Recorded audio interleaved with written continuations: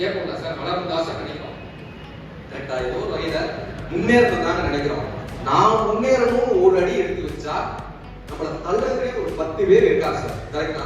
கிரிக்கெட்ல பேட்ஸ்மேன் ஒருத்தர் தான் வருவாரு, அவுட் ஆகிறதுக்கு 11 பேர் வருவாங்க.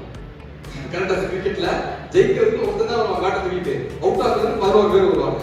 ஆனா அவன் அவுட் ஆகிறது 11 பேர் தேவையில்லை. இவனுடைய ரன்னர் ஒருத்தர் உள்ளாரு, அவன் எப்படி வரணும் இவன் அவுட் ஆகிட்டு இருக்கோம். நம்ம அவுட் ஆகிறதுக்கு எதிரிகள் தேவையில்லை, நண்பர்களே போறது கிரிக்கெட் கற்றுக் கொடுத்துருவாரு. இப்ப நண்பர்களாக இருந்தாலும் சரி, எதிரிகளாக இருந்தாலும் சரி, ஏதோ ஒரு வகையில நம்ம முன்னேறணும்னு நினைக்கிறப்ப நம்மளை அமுக்கணுன்றதுக்காக ஏதோ ஒரு வகையில ஒரு 4 பேர் காத்துட்டே இருப்பாங்க. கரெக்டா?